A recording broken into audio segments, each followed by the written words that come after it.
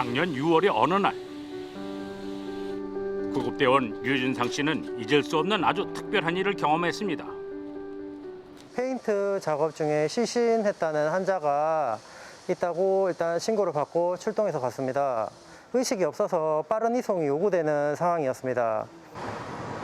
평소에는 한산하지만 출동 당시 퇴근하는 차들로 정체가 심한 상태였는데요.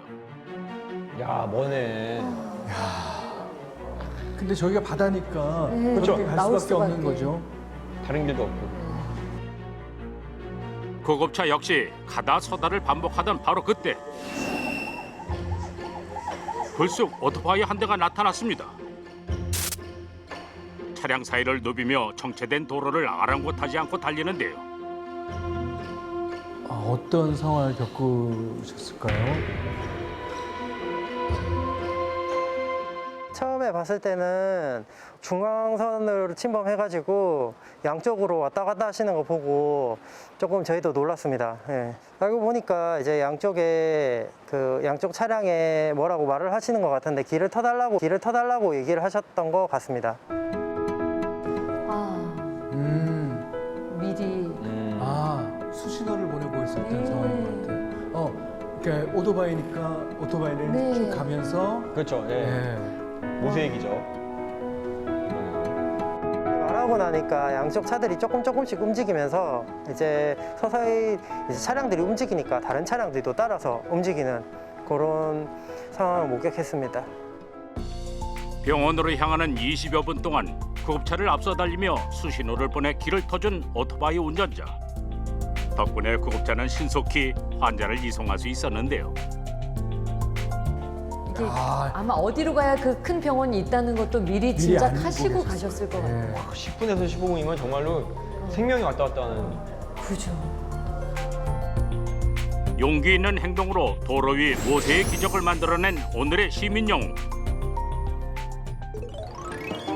그를 만나기 위해 수소문한 끝에 제작진은 울산으로 향했습니다. 반갑게 제작진을 맞이해준 이분이 바로 오늘의 주인공 정영교 씨. 쑥스럽네요. 왜 이렇게 쑥스러우세요? 좋은 일도 이렇게 많이 했는데. 그때 당시가 좀 쑥스럽네요. 금요일이고 퇴근 시간이고 타지로 빠지시는 분들도 많고 하니까, 그리고 또 거기가 밀집 지역이에요. 이제 그렇기 때문에 구급차가 당연히 못 가기 때문에 제가 그냥 거기서 나서게 된 거죠. 옆에 구급차가 오니까 비켜주세요라고. 네, 아무튼 그렇게 엄청 소리 질렀습니다. 금요일 저녁 꼼짝없이 멈춰선 구급차를 발견한 정영교 씨는 밀려드는 배달 전화를 포기하고 구급차를 앞서 달리기 시작했습니다.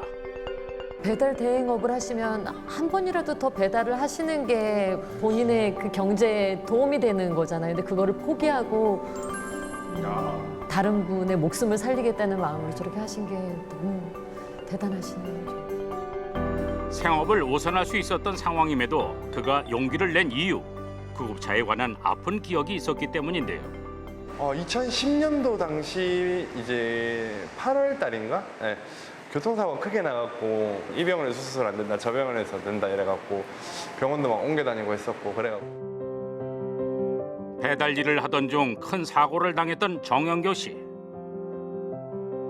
당시 누구보다 절실하게 느꼈던 골든타임의 중요성이 그를 움직이게 했습니다. 그때 추억도 생각나고, 근데 제가 또 구급차만 보면은 이제 사이렌 울리면 제가 가는 길이 맞고 하면 도와드릴 부분이 있으면 다 도와드리고 하고 있거든요. 그냥 당연한 일인데 이렇게 이제 모든 사람들이 이렇게 칭찬해 주시니까 감개에 무량할 따름입니다. 시민 영웅이 만든 기적은 한 사람의 힘만으로는 일어날 수 없었습니다. 정영교 씨의 행동에 길을 터준 이름 모를 수많은 운전자들 덕분에 모세의 기적은 현실이 될 수 있었는데요. 위급했던 환자에게는 물론 우리 모두에게도 귀감이 된 그날의 특별한 기억. 안 비켜줘도 그만이잖아요. 솔직히 제가 경찰도 아닌데. 네. 근데 그분들 시민의식이 있었기 때문에 비켜야 된다는 그 의식이 있었기 때문에 제가 가능했던 거죠. 그때 아무런 문제 없이 다들 협조해 주셔서 정말 감사합니다. 한 사람의 용기와 그를 통해 이어질 수 있었던 시민들의 따뜻한 마음. 그 마음들로 잇대어진 길을 앞으로도 계속해서 멈추지 않고 안전하게 달릴 수 있기를 세가여가 응원하겠습니다.